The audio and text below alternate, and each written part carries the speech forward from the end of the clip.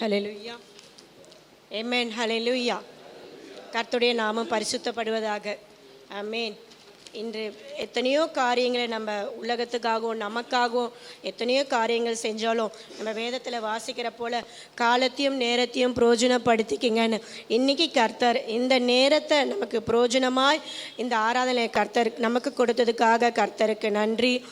கர்த்தருடைய நாமம் மகிமைப்படுவதாக. எல்லா சூழ்நிலையிலும் எல்லா மத்தியிலும் நம்ப சிறுகணும், கர்த்தர் மட்டுமே பெருக வேண்டாம். ஆமென். ஹல்லேலூயா. கர்த்தர் நம்மளோட பேசணும். ஒரு விசை கூட கண்களை மூடி ஜெபிப்போமாக. இசப்பா மை துதிக்கிறோம் அப்பா. ஹல்லேலூயா. அப்பா எங்கள் ஆராதனையில் அப்பா நீங்கள் பிரியப்பட்டீங்கப்பா. ஆண்டவரே நாங்கள் செய்த எல்லா விண்ணப்பத்தை இங்கே கேட்டீங்க ராஜா. ஹல்லேலூயா.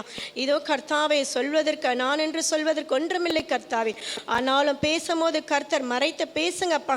உலக காரியங்களும் மற்ற எல்லா கர்த்தாவே உண்மை பற்றி ஆராதிக்கத்தக்க ஆண்டவரே அப்பா கிருபை பாராட்டுகிறாச்சா. நாங்கள் வந்தவர்கள் வந்த வண்ணமாய் திரும்பி போகாதபடி ஏசப்பா ஆண்டவரே நாங்கள் மாறி ராஜா. ஹல்லேலூயா. திரும்பி போகத்தக்க ராஜா எங்கள் இருதயங்களை நீங்கள் நிரப்புங்க ராஜா. நீர் எங்களோட பேசுங்க ராஜா. எல்லாவற்றையும் நீங்கள் பொறுப்படுத்துங்க, ஆசீர்வதிங்க. ஏசு கிறிஸ்துவின் நாமத்தால் கேட்குறோம் நல்ல பிதாவே. ஆமென். ஆமென். ஹல்லேலூயா. நம்ம இன்னைக்கு பார்க்க போகிற ஒரு வேத வசனம் என்னன்னா, நம்ம அநேகர் எப்போதும் ஒரு கேள்விப்பட்ட ஒரு சங்கீதம் 92:12 ரொம்ப நம்ம அடிக்கடி இந்த வசனத்தை வாசிச்சிருப்போம். நீதிமான் பனையை போல செழித்து லீபோனில் உள்ள கேதுருவை போல வளருவானா. இந்த வசனம் நம்ம நிறைய கேள்விப்பட்டிருக்கோம். கொஞ்சம் சமீபத்தில் கூட நம்முடைய போதகர் நீதிமானை பற்றி நம்முடைய சபையில் பேசினாங்க. இருந்தாலும் இதை நான் ஒரு நாள் வாசித்து யோசிச்சுட்டு இருக்கும் போது எனக்கு சில காரியங்கள் தோணுச்சு. அதை நான் உங்களோட ஷேர் பண்ணுறேன். கர்த்தர் பேசுவாராக. நீதிமான் பனையை போல செழித்து லீபோனில் கேதுருவை போல் வளருவானாம். அதாவது கர்த்தர் பார்த்தீங்களா ஆசீர்வாதங்களை சொல்லும் போது பார்த்தீங்களா நீங்கள் என்ன பண்ணுவீங்களா, போகையிலும் ஆசீர்வதிப்பட்டிருப்பீங்க, வருகையிலும் ஆசீர்வதிப்பட்டிருக்க, இப்படி ஆசீர்வாதங்களை நமக்கு சொல்லும் போது பார்த்தீங்களா. ஆனால் இந்த நீதிமானை பற்றி பேசலாம். 2 மரத்தை கர்த்தர் ஒப்பிட்டு பேசுகிறாரு. ஒன்று பனை மரத்தை போல இருப்பாங்களாம், கேதுரு மரத்தை போலவும் இருப்பாங்களாம். அப்போது நான் நினச்சேன், அப்போ அவ்வளோ ஸ்ட்ராங் அவ்வளோ இதுவாக இருக்கிற அந்த நீதிமான் யார்? ஏன்னா நம்ம பார்க்குற விதமாக கர்த்தர் ஒரு நாள் என்ன பண்ண மாட்டாரா, பார்க்கவே மாட்டாரா. நம்ம எப்படி பார்க்குறோமோ அவர் பார்க்கல. அப்போது இந்த நீதிமான்கள் எப்படி இருப்பாங்க அப்படின்ட்டு நான் பார்த்தேன்னா, நீதிமான்கள் என்ற வார்த்தை பார்த்தீங்கன்னா வேதத்தில் 132 முறை வருதாம் வேதத்தில். நீதிமான்கள் நீதிமான்கள் நீதிமான்கள்.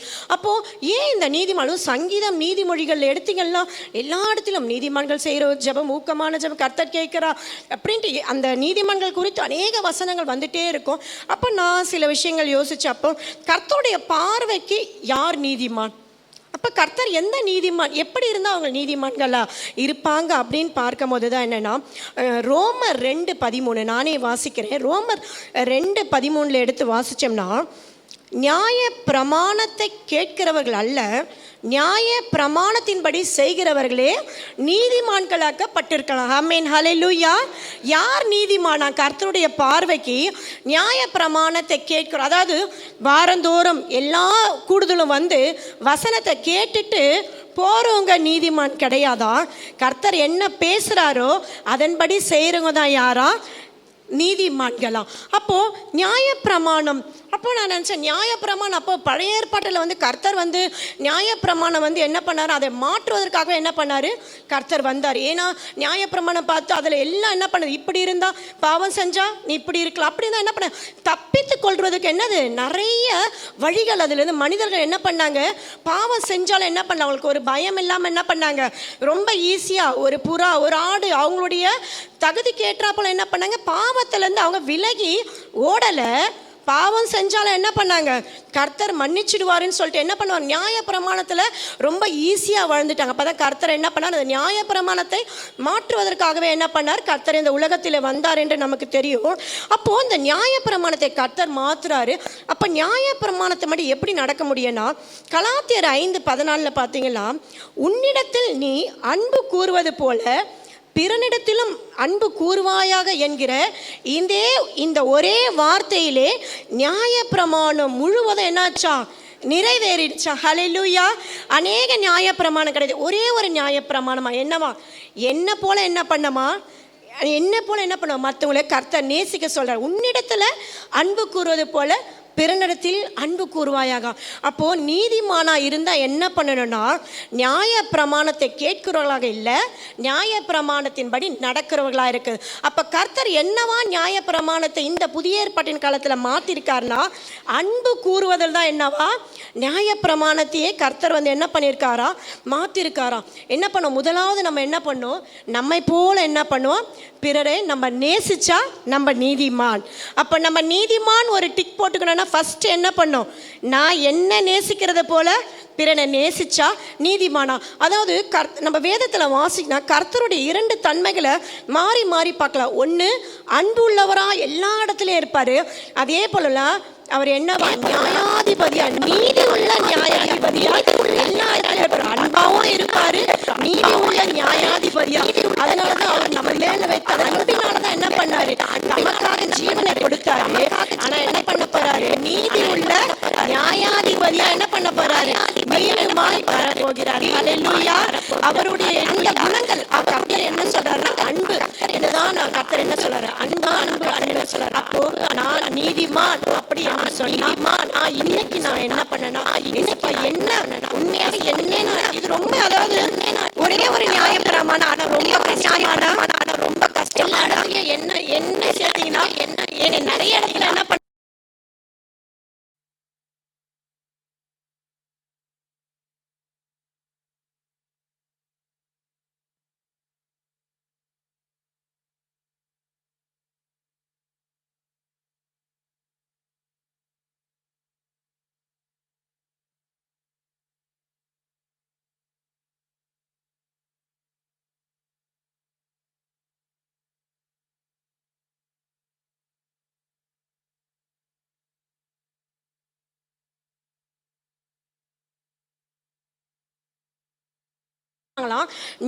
நீதிமான்கள் எப்படி இருப்பாங்கன்னா, சிங்கத்தை போல எப்படி இருப்பாங்களாம், தைரியமாக இருப்பார்களாம். நீதிமொழிகள் 28:11 இருக்கும், நீதிமான்களோ சிங்கத்தை போல தைரியமாக இருப்பார்கள். அப்போது சிங்கத்தை போல தைரியமாக இருப்பாங்களே எப்படி, எல்லாத்துக்கும் அதாவது தைரியம்னா எனக்கு என்ன வந்தாலும் பரவாயில்ல, நீங்கள் என்ன சொன்னாலும் பரவாயில்ல, சண்டைக்கு போகிறது அப்படி கிடையாதுங்க. ஒரு விசுவாசத்தில் என்னது, ஒரு தைரியம், போல்ட்னஸ். அதாவது என்ன நடந்தாலும் நம்ம என்ன பண்ணோம், தைரியமாக இருக்கலாமா. நான் எசேக்கியேல் 14:14 அந்த எடுத்து வாசிக்கும் போது இருக்கும், நோவாவும் யோபுவும் நீதிமான் சொல்லும் போது அந்த இடத்துல தானியேலையும் நீதிமான்னு போட்டிருப்பாங்க. அப்போ எனக்கு ரொம்ப ஆச்சரியமாக இருக்கும், எப்படி தானியேல் நீதிமான் என்று அந்த இடத்துல வார்த்தை வரனா.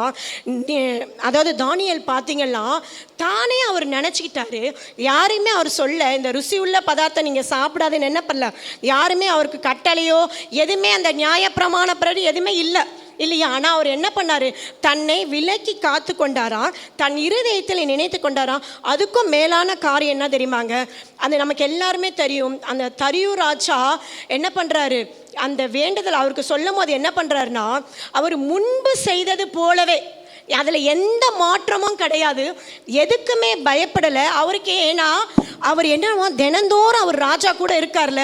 இப்போது ஏன் கூட நான் பழகினேன்னா என்னை பற்றி என்ன பண்ணுவாங்க எல்லாரும், உலகப்பரமாக கண்டிப்பாக என்னை பற்றி எல்லாமே புரிஞ்சுட்டு இருப்பாங்க.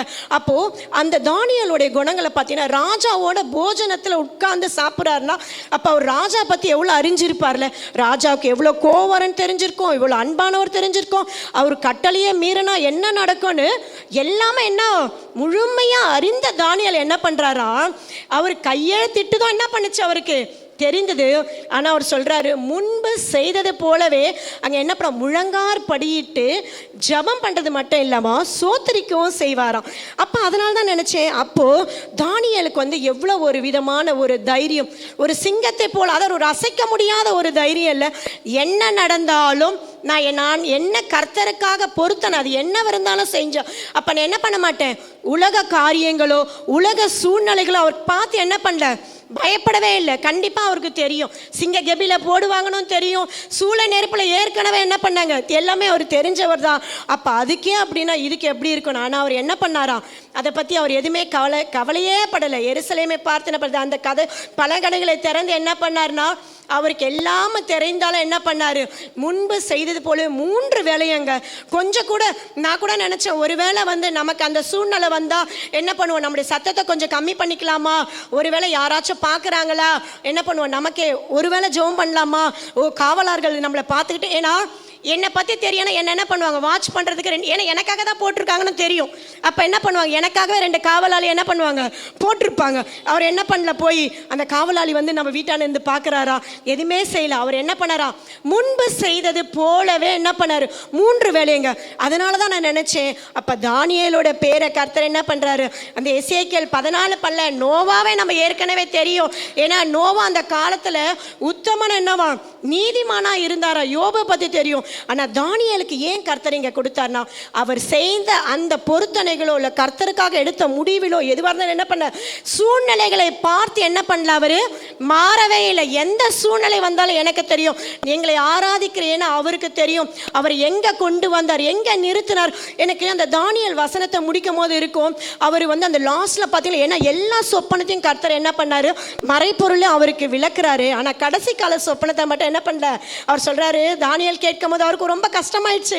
ஐயோ எனக்கு புரியலையே. அப்போ சொல்வார், அந்த வசனம் ரொம்ப இருக்கும், தானியேலே நீ என்ன பண்ணு, போய் இளைப்பாரு, உன்னுடைய காலம் வரும்போது என்ன பண்ண, வித்தில எழுந்திருப்ப. அப்போ எனக்கு அந்த வசனம் ரொம்ப நல்லா, அப்போ வந்து ரொம்ப வந்து ஒரு அழகாக கொண்டு போய் கர்த்தர், நீ போ, நீ ரொம்ப செஞ்சுட்ட, நீ போய் என்ன பண்ணு, இளைப்பாரு, நீ போய் என்ன பண்ணு, ரெஸ்ட் எடுத்துக்கோ, உனக்குன்னு ஒரு நேரம் வருதுல்ல, அப்போ நான் உன்னை எழுப்புறேன். அப்போ எவ்வளோ அழகா தானியேலுடைய கர்த்தருடைய பார்வைக்கு ஒரு நீதிமானாக இருந்தால், அந்த வசனம் தானியேலை முடிக்கும் போது அது உங்களுக்கு இருந்த அந்த லாஸ்ட் வசனம் மட்டும் நீங்கள் வீட்டில் போய் வாசிங்க. அதை வாசிக்கும் போது எனக்கு ரொம்ப சந்தோஷமாக இருந்தது. பேதுரு சொல்கிற மாதிரி நல்ல போராட்டத்தை போராடினேன்னு சொல்லும் போதோடனே கர்த்தரை என்ன சொல்கிறேன்னா, நீ நல்லா தான் இப்போ போராடிட்ட, நீ போய் என்ன பண்ணு, கொஞ்சம் இளைப்பாரிக்கோ, நீ ரொம்ப அந்த மாதிரி. எனக்கு வந்து அந்த மாதிரி அந்த வசனத்தை வாசிக்கும்போது எனக்குள்ள ஒரு இருந்தது, நீ ரொம்ப நல்ல போராட்டிட்டு நீ போய் கொஞ்சம் ரெஸ்ட் எடுத்துக்கோ, உனக்குன்னு ஒரு வேலை வரும்போது என்ன பண்ண, உன்னுடைய சுதந்திரத்தில் எழுந்திருப்பேன்னு சொன்னார். அப்போது நீதிமான்கள் எப்படி இருப்பாங்க, சிங்கத்தை போல எப்படி இருப்பாங்கன்னா தைரியமாக இருப்பாங்களாம். அதே போல் பார்த்தீங்கன்னா 3வதாக பார்த்தீங்கன்னா, அப்புறம் நீதிமானுக்கு வந்து கர்த்தர் ஒரு விசேஷமான ஒரு விஷயத்தை கொடுக்குறாருங்க. என்னவோ அவங்க தீமை செய்கிறவர்களுக்கு என்ன பண்ணுவாங்களாம், நன்மை செய்கிறவர்களாம் இருப்பாங்களாம். இது வந்து அன்பை உடைய எனக்கு வந்து ரொம்ப கொஞ்சம் கஷ்டமாகவே இருந்தது. தீமை செஞ்சால் எப்படி ஏசப்பா நன்மை செய்ய முடியும், என்னால் அந்த இடத்துல எப்படி செய்ய முடியும் பார்க்கும்போது தான், அப்போ எனக்கு பார்த்தீங்கன்னா தாவீதும் சவுலும் வந்து எனக்கு அந்த இடத்துல ஞாபகம் வந்தது. அதாவது அந்த கேதின் வனாந்தரம் இருக்குமா, அப்போ என்ன பண்ணுவாரா, சவுல் வந்து தாவீதை எப்படியாச்சும் கொலை செய்யணுன்ட்டு 3000 வீரர்களாம், அந்த 2வது வசனம் ரொம்ப தேர்ந்தவங்களாம், பெஸ்டான வீரர்கள், அது ரொம்ப எல்லாம் டேலண்டானவங்களை என்ன பண்ணுவாராம், எப்படியாச்சும் தாவீதை என்ன பண்ணணும், நம்ம கொல்லணும்னு சொல்லிட்டு வரும்போது தான் அந்த அந்த அந்த வார்த்தைகள், அங்கே நடந்த விஷயங்கள் எல்லாமே நமக்கு தெரியும். அப்போ என்ன பண்ணுவாங்க, சவுல் அந்த கெபிக்குள்ளே போவார், தாவீதை என்ன பண்ணுவார், அந்த கெபிக்குள்ளே போவார். அப்போ போகும்போது என்ன எல்லாம் சொல்லுவாங்க, மனுஷத்தன்மை எல்லாம் சொல்லுவாங்க, நீ இவ்வளோ நாள் ஜோம் பண்ணல பாரு, கர்த்தர் உன் கையில் கொடுத்துட்டார், நீ என்ன பண்ணு, வெற்றி சிறந்து. ஆனால் தாவீது அங்கே என்ன சொல்கிறாருன்னா, அபிஷேகம் பண்ணப்பட்ட எப்படி கை போடுவேன் அப்படின்னு சொல்லிட்டு அவ்வளோ அழகாக சொல்லிட்டு வந்துட்டு, அப்போ சொல்லுவார், தகப்பனேன்னு கூப்பிடுவாருங்க அங்கே சவுலை பார்த்து, தகப்பனே. ஏன் நம்மளால் அப்படி தகப்பனேன்னு கூப்பிட முடியுமா, முடியவே முடியாது. ஆனால் நீதிமானாக இருந்தால் என்ன பண்ணலாம், தீமை செய்தவர்களுக்கும் நன்மை செய்து நம்ம என்ன பண்ணலாம், தகப்பனேனும் கூப்பிட முடியும், மகனேனே நம்மளால் என்ன பண்ண முடியும், கூப்பிட முடியும். அந்த வசனத்தை எடுத்து பார்த்தீங்களா, அப்போ சொல்வார், அப்போது தாவீது என்ன பண்ணுவாங்க, நடந்த விஷயத்தெல்லாம் என்ன பண்ணுவார், சவுலுக்கு சொல்லும் போது சொல்வார். அப்போ அந்த 17வதுல இருக்கும், தாவீது என்ன பண்ணுவார்னா, தாவீதை பார்த்து சவுல் சொல்வார், நீ என்னை பார்க்கல, என்னது நீ நீதிமான், நீ எனக்கு நன்மை செய்த, ஆனால் நான் உனக்கு என்ன பண்ணேன், தீமை செய்தேன். அப்போ நீ யார், நீ நீதிமான் அப்படின்ற ஒரு வார்த்தை வந்து எனக்கு ரொம்ப இருந்தது. அப்போ நீதிமான்னா முதல்ல என்ன செய்யணும்னா, யாரெல்லாம் நமக்கு தீமை செய்கிறார்களோ அவங்களுக்கு என்ன பண்ணமா, நன்மை செய்வர்களாக இருந்தால் நம்ம யார், கர்த்தருடைய பார்வைக்கு நீதிமான்களாக இருப்போம். உண்மையாகவே வந்து பார்த்தீங்களா, அன்னைக்கு நம்ம அந்த வேதத்தில் வாசிக்கிறோம், தாவீது எத்தனை அதாவது அந்த அவரை சாகடிக்கணும்னு சொல்லிட்டு எத்தனையோ முறை என்ன பண்ண, சவுல் தன்னுடைய ராஜ்யபாரத்தை கூட மறந்துட்டார். ஏன்னா என்ன பண்ணார், அந்த பொறாமையின் ஆவி அவருக்குள்ளே வந்ததுனால என்ன பண்ணார், எப்படியாச்சும் நம்ம தாவீதை என்ன பண்ணோம், சாகடிக்கணும்னு சொல்லிட்டு என்ன பாரு, அவருடைய எண்ணம் ஃபுல்லாக எப்படி இருந்தது, நம்ம வந்து சவுலுக்கு எப்படி இருந்தது, தாவீதை வந்து சாகடிக்கணும் அப்படின்னு வந்தது. ஆனால் தாவீது கையில் சவுல் அகப்பட்டால என்ன பண்ணார், தாவீது அவரை என்ன பண்ணல, கொன்று போடல. அந்த சால்வையை அந்த தொங்கலை என்ன பண்ணுறாராம், கட் பண்ணி சாட்சி காட்டுறாருல, சாட்சியாக காட்டுறார். நீ பாரு, எங்கள் பக்கத்தில் தான் இருந்தேன், ஆனால் நான் ஒன்றுமே பண்ணேன். ஆனால் அதுக்கப்புறம் பார்த்தோன்னா அதே சவுல் என்ன பண்ணுவார், அந்த வசனத்தில் தாவீதை ஆசீர்வதித்து என்ன பண்ணுவார், புறப்பட்டு போவார். அப்புறம் கர்த்தர் என்ன பண்ணுவார், தாவீதோட சிங்காசனத்தை என்ன பண்ணுவார்னா உறுதிப்படுத்துவார். அப்போ கர்த்தருடைய பார்வைக்கு நம்ம நீதிமானாக இருந்தால் என்ன பண்ணுவேன்னா, தீமை செய்கிறவர்களுக்கு நம்ம என்ன பண்ணுவோம், நன்மை செய்கிறவர்களாக இருக்கும். ஏன்னா கர்த்தர் என்ன சொல்கிறேன்னா, நன்மை செய்கிறவர்களாக தான் என்ன பண்ணார் கர்த்தர், சுற்றி திரிந்தவராக இருந்தோம். அடுத்ததாக பார்த்தீங்கன்னா நீதிமானாக இருந்தால் என்ன பண்ணுவாங்களாம், நீதிமானாக நம்ம கர்த்தருடைய பார்வைக்கு இருந்தோம்னா முதல்ல நமக்குள்ளே என்ன வருமா, தாழ்மையுள்ள குணம் வருமா. இந்த தாழ்மையுள்ள குணம் வருந்தால் என்ன பண்ணால் நம்ம நீதிமான் அப்படின்னு நம்ம சொல்லிக்கலாங்க. நம்ம எல்லாருக்குமே தெரியும், லூக்கா 18 பார்த்தீங்களா, அந்த ஆயக்காரனும் பரிசேயரன் இல்லை, 2 பேரும் என்ன பண்ணுவாங்களாம், அந்த தேவாலயத்துக்கு வருவாங்க. பரிசேயன் என்ன சொல்கிற, ரொம்ப ஒரு பெரிய எக்ஸ்பிளைன். ஆனால் ஆயக்காரன் என்ன பண்ணுவாராம், தூரத்தில் நிற்பாரா.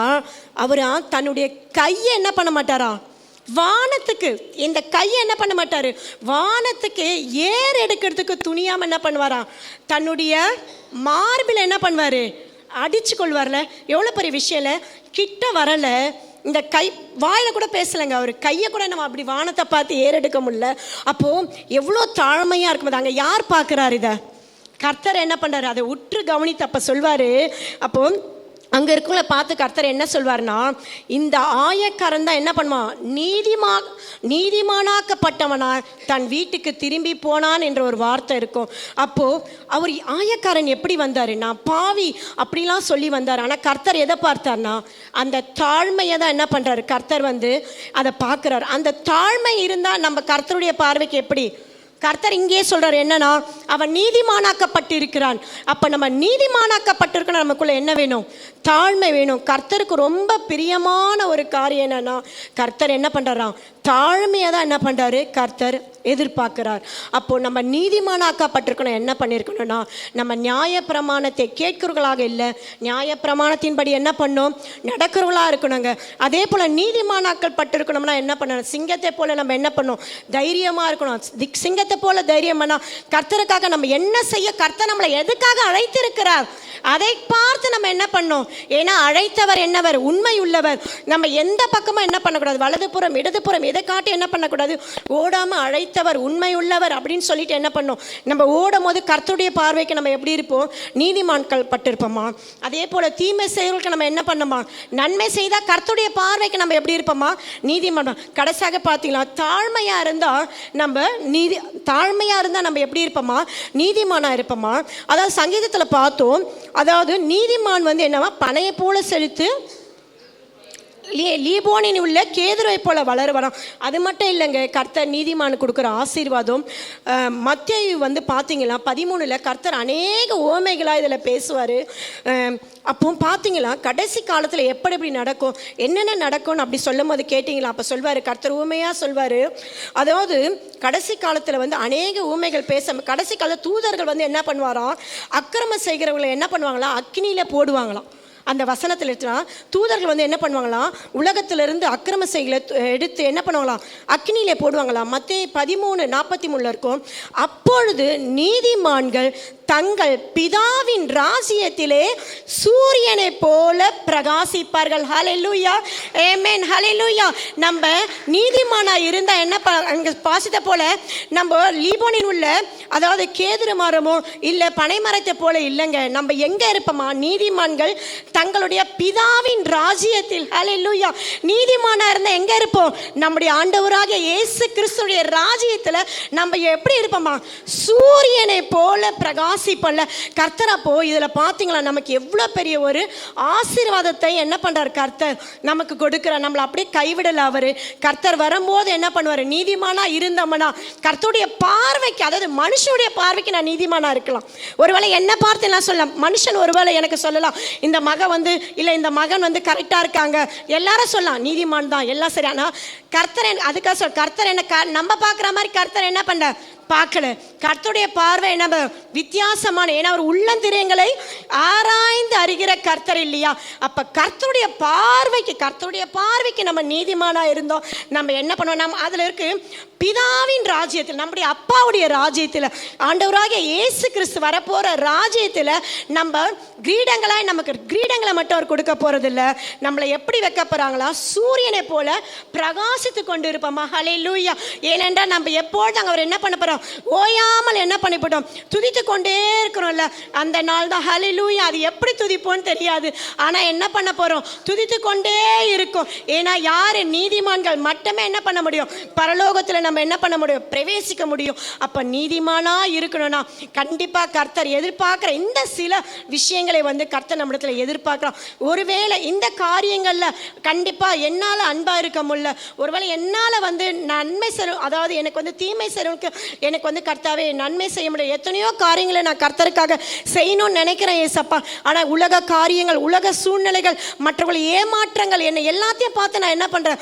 ஏமாந்து நின்னுறேன். ஆனா அப்படி இருக்க மாட்டேன். நிறைய விஷயங்கள் ஏசப்பா என்னால் தாழ்மையாக இருக்கவே முடியல. அதாவது தற்புகழ்ச்சி என்னென்னவோ என்ன பண்ணுது, என்னை கர்த்தர்லேருந்து பிரிக்குது. ஆனால் கர்த்தர் என்ன பண்ணுவார்னா இந்த கடைசி காலத்தில், ஏன்னா ஒவ்வொரு நாளும் நம்ம தூங்கும் போது நம்ம அப்படி தான் நினைக்கிறோம் இல்லையா? ஒருவேளை இன்று கர்த்தருடைய வருகையாக இருக்குமோ, இன்று என்னுடைய வாழ்க்கையில் இப்படி தான் நம்ம நினச்சி என்ன பண்ணுறோம் ஒவ்வொரு நாளும். ஏன்னா அவர் நமக்கு சொன்னது போல தட்டி எழுப்புனாதான் நமக்கு மறுநாள் இல்லையா? அப்போ நம்ம தூங்கும் போது ஒருவேளை இன்று என்னுடைய நாட்கள் என்னவோ கடைசி நாளாக இருக்கலாம். கடைசி நாளாக மரணம் மட்டும் இல்லைங்க, ஆண்டவராகிய இயேசு கிறிஸ்து வரப்போது நம்மளுடைய வாழ்க்கையின் கடைசி நாளாக இருந்ததுன்னா, அப்போ இந்த குணங்களாக இருந்தால் நீதிமான்களாய் போய் நம்ம என்ன பண்ணுவோம்னா தேவனுடைய, நம்ம அப்பாவுடைய ராஜ்யத்தில் எப்படி பெருப்பனா சூரியனை போல நம்ம பிரகாசிப்போம். கர்த்தர் தாமே ஆசீர்வதிப்பாராக. ஆமென்.